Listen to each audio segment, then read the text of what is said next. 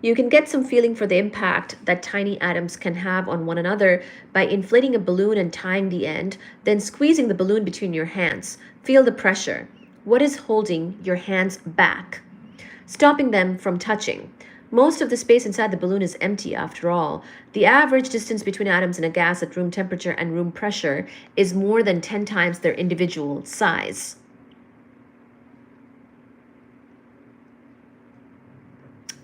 Thank you for liking the live.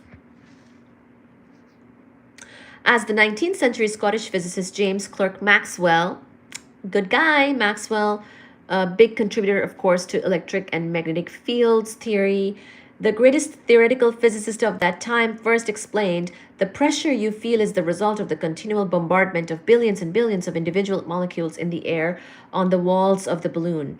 As the molecules bounce off the wall, they impart an impulse to the wall, impeding its natural tendency to contract.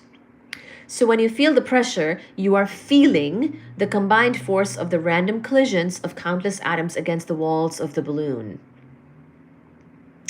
Although this collective behavior of atoms is familiar, the world of our direct experience almost never involves the behavior of a single atom.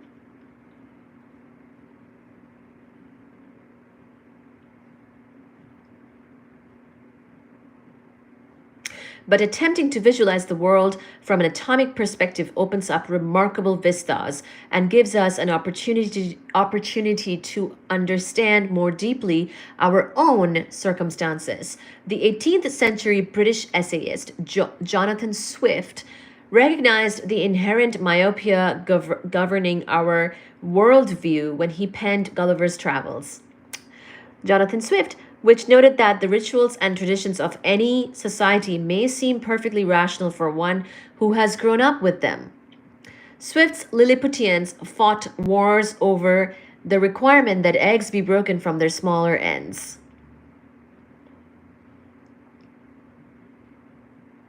I liked before I snuck in the room and even said hi. Thank you! From our vantage point, the requirement seems ridiculous. The same may be true for our view of the physical world, which is colored by a lifetime of sensory experience.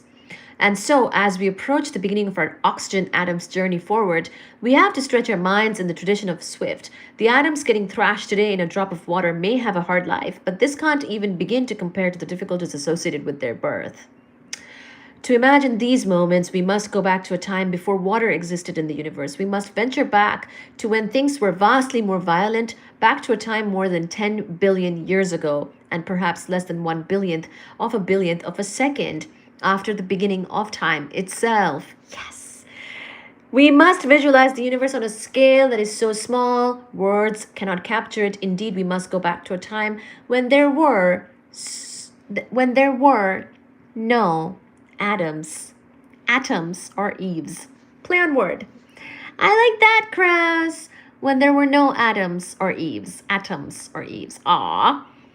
We begin when what is now the entire visible universe of over 400 billion galaxies, each containing over 400 billion stars, each 1 million times more massive than the Earth, encompassed a volume about the size of a baseball.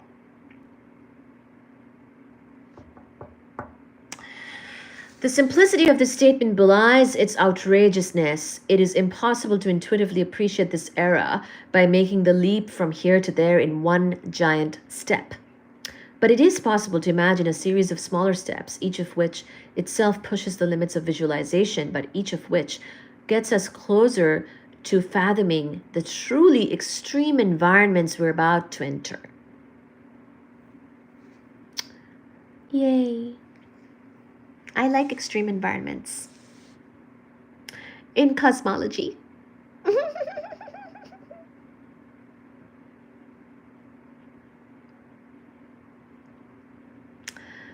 The book 1984 is also the year I graduated high school. Aww! Our first step begins with our own sun, almost 1 million times as massive as the Earth. At its center, the temperature is almost 15 million degrees. 15 million degrees, cooling by more than a factor of 1,000, at the surface to a mere 6,000